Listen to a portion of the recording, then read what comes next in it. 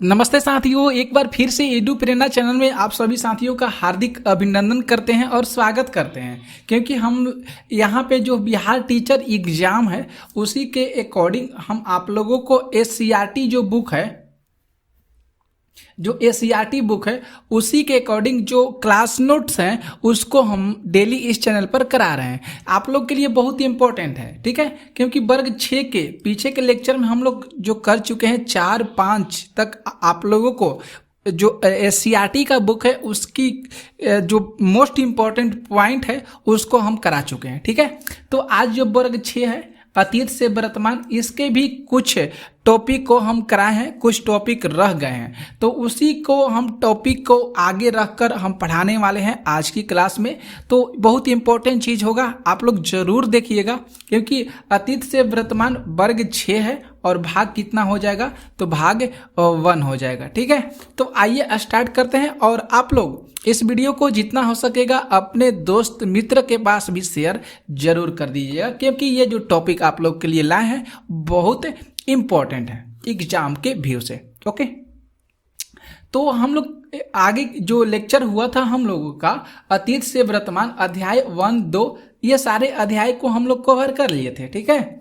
अब हम लोग का जो अध्याय बाकी था अध्याय 4 बाकी था, अध्याय 4 ही बाकी था जो अच्छे तरीका से हम लोग पीछे करे थे। अध्याय 4 हम लोग स्टार्ट करते हैं, ध्यान से देखिएगा और बहुत अच्छे तरीका से आप लोग को समझाएंगे, इसमें किसी तरह का दिक्कत कुछ भी नहीं होगा, ओके। और यहाँ से प्रश्न जो है हमारे एग्जाम में जरूर बनेंगे, तो बनेंगे ही, ओके। तो यहाँ पे आप लोग देख सकते हैं अध्याय 4 में देखेंगे हम लोग प्रथम कृषक और पशुपालक, प्रथम कृषक और पशुपालक, ठीक है।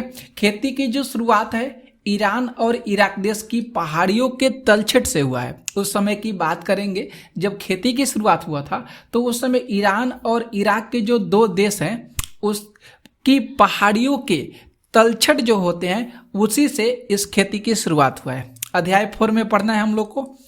पहले वहीं के रहने वाले लोगों ने खेती प्रारंभ किए थे। पहले कहाँ के लोगों रहने वाले, तो ईरान और इराक देश के लोग रहने वाले लोग जो है ये लोग जो थे सबसे पहले खेती की शुरुआत किए थे, ठीक है। इसके आगे हम लोग देखेंगे, बहुत इंपॉर्टेंट है। देखिए यहाँ पे कुछ चार्ट के माध्यम से हम लोग देखने वाले हैं। ये भी चीज़ आप लोग को याद आ रहा है कि ये चीज़ आप लोगों को बता दिए थे, गेहूं जौ भेड़ ये मेहरगढ़ के पूरा स्थल हो जाएंगे और वर्तमान में बात करेंगे तो ये पाकिस्तान में होंगे जाएंगे। चावल की बात करेंगे, जानवर की जो हड्डी है ये कुलडिहवा, ये कहाँ पे हो जाएगा वर्तमान में, तो उत्तर प्रदेश में हो जाएगा। चावल याद कीजिएगा। और जानवर के जो खुर के निशान होते ये मेहरगढ़ में मिला था। और मेहरगढ़ कहाँ पे है दोस्तों, तो ये मेहरगढ़ जो है पाकिस्तान में है। आगे देख लीजिए गेहूं, दलहन, कुत्ता, भेड़ और बकरी जो हो जाएंगे ये बुर्जहोम, और इसका पूरा स्थल कहाँ पे है, बुर्जहोम में हो जाएगा। बुर्जहोम कहाँ पे हो जाएगा, तो बुर्जहोम जो हो जाएगा कश्मीर में हो जाएगा, क्लियर। गेहूं की बात करेंगे, चना जौ ये कहाँ पे, चिरांद में मिले थे। चिरांद कहाँ पे हो जाएगा, तो बिहार में हो जाएगा। कहाँ पे, तो बिहार में हो जाएगा। काला चना की बात करेंगे, काला चना, ज्वार, बजरा, भेड़, सुअर ये पैचमपल्ली, पैचमपल्ली कहाँ पे हो जाएगा, तो पैचमपल्ली आंध्र प्रदेश में है। पैचमपल्ली कहाँ पे है, तो आंध्र प्रदेश में। तो इसे ध्यान में रखिएगा, एग्जाम के व्यू से बहुत मोस्ट इम्पॉर्टेंट है, ओके। आगे देखिए, चलिए हम लोग आगे देखते हैं। अगला जो हम लोग का टॉपिक है कि पाकिस्तान, यहाँ पे दिया गया है पाकिस्तान स्थित मेहरगढ़ संभवतः वह स्थान है जहां पहले गेहूं जौ उगाने और पशुपालन के साक्ष्य मिले थे। तो ध्यान में रखिएगा, गेहूं जौ उगाने का साक्ष्य कहाँ से मिला था, तो वो याद रखिएगा मेहरगढ़ से मिला था। मेहरगढ़ कहाँ पे है, तो मेहरगढ़ पाकिस्तान में है, ओके। ये प्रश्न बन गया। दूसरा प्रश्न बनेगा, जो पशुपालन है उसका साक्ष्य कहाँ से प्राप्त हुआ था, तो ये भी मेहरगढ़ से हुआ था। मेहरगढ़ कहाँ पे है, पाकिस्तान में है, क्लियर हो गया। ये पूरा बिंदु को 7 स्तर प्राप्त हुए हैं। ये पूरा बिंदु जो है इसको कितने स्तर प्राप्त हुए हैं, तो 7, कितना, तो 7 स्तर प्राप्त हुए हैं। पहला जो 3 स्तर है ये नवपाषाण काल का है और इसके प्रत्येक स्तर से कृषि उत्पादन और पशुओं में भेड़ बकरी है इसके पालने का साक्ष्य प्राप्त हुआ है। प्रथम 3 स्तर जो है नवपाषाण काल का, इसमें प्रत्येक स्तर से कृषि उत्पादन और जो पशुओं की बात करेंगे भेड़ बकरी पालने का साक्ष्य प्राप्त हुआ है। ठीक है, आगे हम लोग बढ़ेंगे। अगला जो हम लोग का टॉपिक हो जाएगा वह हो जाएगा चिरांद। चिरांद कहाँ पे है? तो बिहार में, बिहार के छपरा में हो जाएगा। चिरांद कहाँ पे है? तो बिहार में हो जाएगा, बिहार के छपरा में।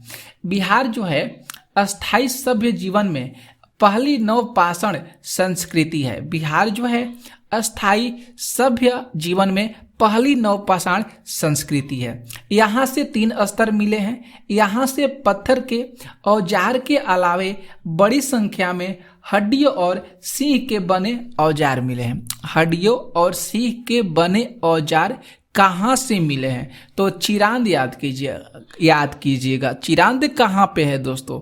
तो चिरांद बिहार में स्थित है। याद हो जाएगा।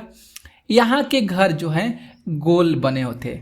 यहाँ के जो घर बने थे उस समय कैसे थे? तो गोल थे, गोल आकार के थे। ओके, घर के चूल्हे एक समूह में मिले हुए थे। जो घर के चूल्हे थे एक समूह में, जैसे यहाँ पे ये चूल्हा हो गया, फिर यहाँ पे चूल्हा हो गया, फिर यहाँ पे चूल्हा हो गया, इसी तरह समूह में जो है चूल्हे मिले थे। मिट्टी के बर्तन काफ़ी सुंदर होते थे। मिट्टी के बर्तन काफ़ी सुंदर होते थे, जो काले होते थे, नीले होते थे, लाल धूसर रंग के होते थे। ठीक है, कहाँ पे प्रश्न पूछ सकता है, वह कौन सा पाषाण संस्कृति है जहाँ पे घर के जो चूल्हे हैं, घर के चूल्हे जो हैं एक समूह में मिलते हैं, मिट्टी के बर्तन काफ़ी सुंदर होते हैं। तो चिरांद याद कीजिएगा भैया। कौन सा याद कीजिएगा? तो चिरांद याद कीजिएगा। ठीक है, आगे बात करेंगे। यहाँ जो है गेहूं, धान, मसूर के साक्ष्य मिले हैं। यहाँ गेहूं, धान, मसूर के साक्ष्य मिले हैं और जो मिट्टी के खिलौने हैं यहीं पे मिले हैं। कहाँ पे? तो चिरांद में मिले हैं। सबसे पहले आदमी ने कुत्ता को पालतू जानवर बनाया था। सबसे पहले आदमी ने कुत्ता को पालतू जानवर किस काल में बनाया था?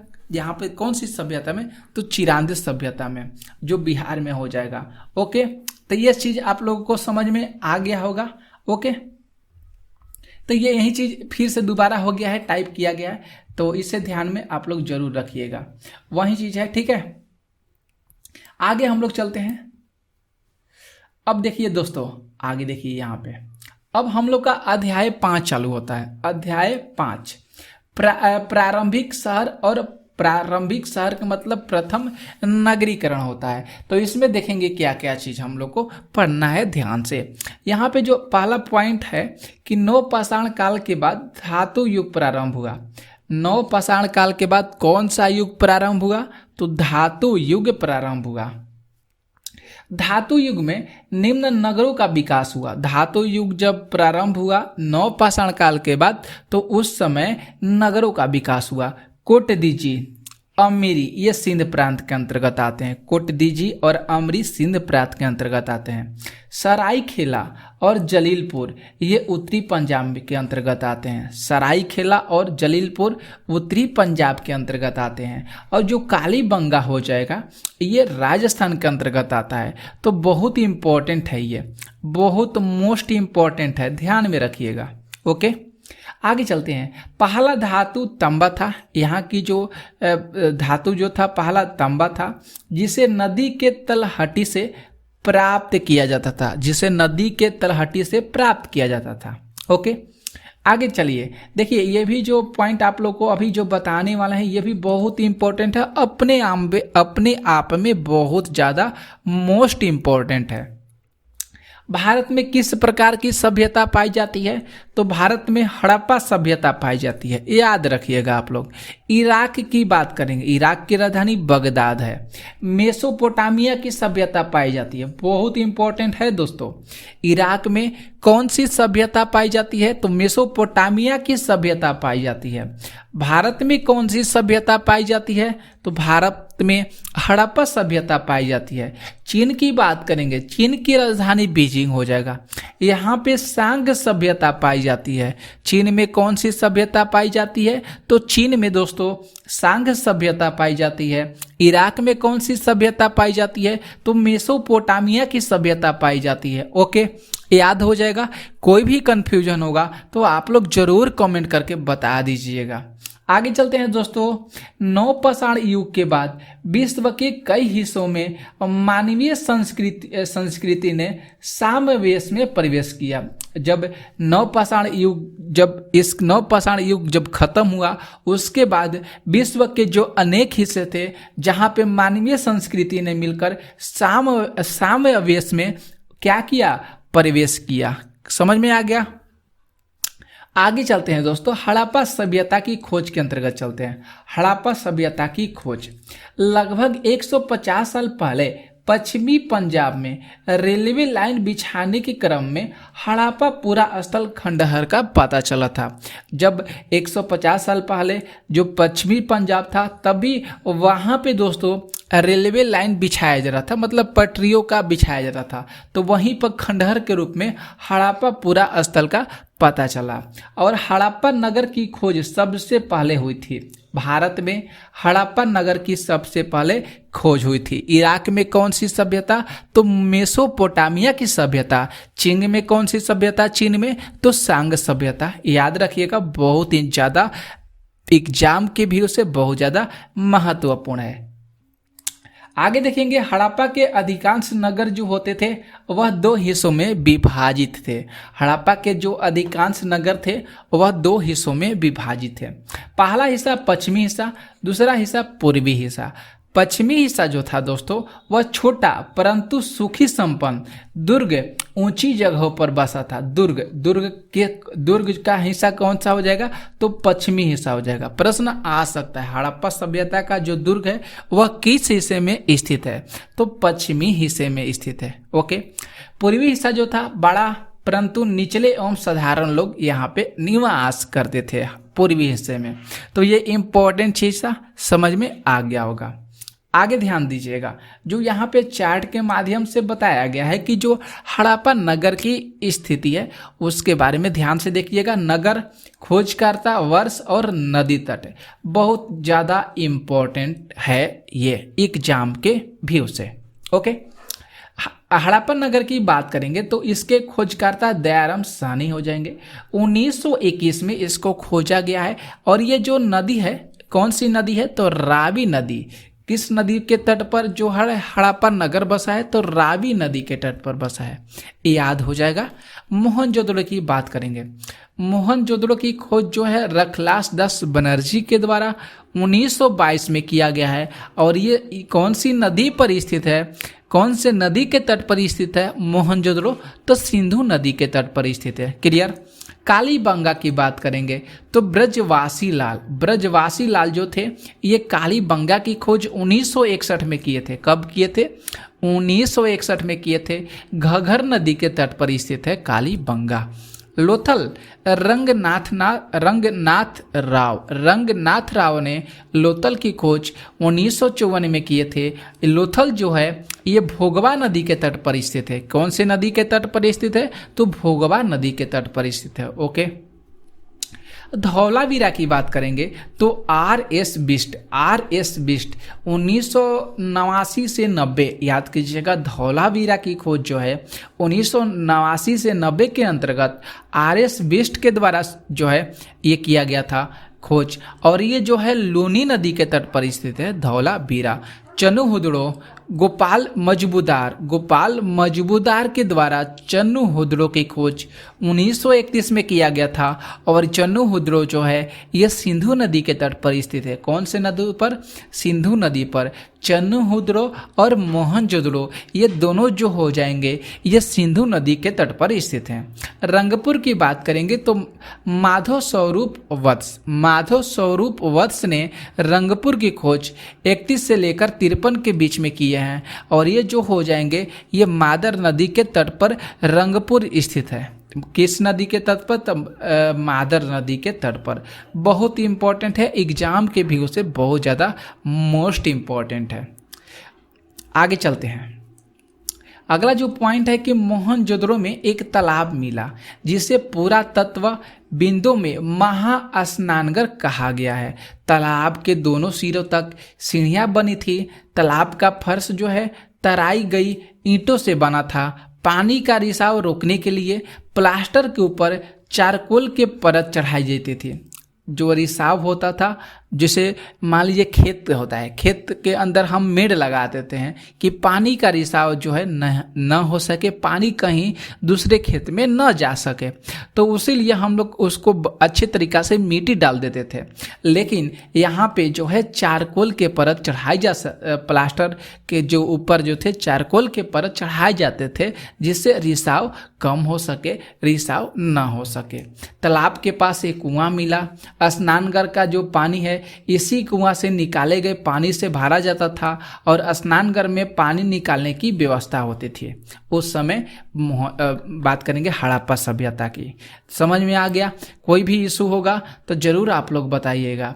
आगे देखिए दोस्तों, स्नानघर के चारों ओर कमरे बने हुए थे और इसमें विशिष्ट अवसर पर स्नानघर था। मोहनजोदड़ो, हड़प्पा, कालीबंगा, लोथल में एक समान विशेषताओं वाली संरचना मिली थी और इन संरचनाओं को अन्नागार मतलब बहुत ज़्यादा वहाँ पे अनाज था या कोठार के रूप में पहचान शुरू हुआ। कालीबंगा और लोथल में अग्नि कुंड का साक्ष्य मिला है। याद रखिएगा दोस्तों, इम्पॉर्टेंट है ये, प्रश्न आ सकता है। अग्नि कुंड का साक्ष्य किस जगह से मिला है? तो अग्नि कुंड का साक्ष्य कालीबंगा और लोथल से मिला है। यहाँ पे यज्ञ अग्नि कुंड है तो जरूर यहाँ पे यज्ञ किया जाता था। नगरीकरण की शुरुआत जो है हड़प्पा सभ्यता के समय से शुरू हुआ है। नगरीकरण की शुरुआत हड़प्पा सभ्यता के समय से शुरू हुआ है, तो ध्यान में रखिएगा। अब दोस्तों हड़प्पा की बात आया तो हम लोग हड़प्पा के बारे में आगे पढ़ेंगे। इसके आगे की वीडियो जब हम लाएंगे ना तो आप लोग इसके आगे जरूर देखिएगा, बहुत इंपॉर्टेंट है। जब तक ख़त्म नहीं होगा तब तक आप लोग बने रहिएगा चैनल पर और आगे भी बहुत कुछ आप लोगों को सिखाएंगे, ठीक है? तो बहुत इंपॉर्टेंट चीज़ है। तो हड़प्पा के बारे में हम लोग नेक्स्ट वीडियो में देखेंगे, क्योंकि वीडियो जितना भी लंबा हो जाता है तो अच्छा नहीं लगता है, कम रहता है, कम कंटेंट रहता है तो अच्छी पढ़ाई होती है, मन भी लगता है, ठीक है? तो हम लोग नेक्स्ट वीडियो में मिलेंगे इसके आगे के क्लास नोट्स के साथ। तो आप लोग इस चैनल पर बने रहिएगा, लाइक जरूर कर दीजिएगा दोस्तों, इतना आप लोगों के लिए मेहनत करते हैं तो, ठीक है? लाइक कीजिएगा और शेयर भी जरूर कीजिएगा और चैनल को सब्सक्राइब भी जरूर कर लीजिएगा। ओके।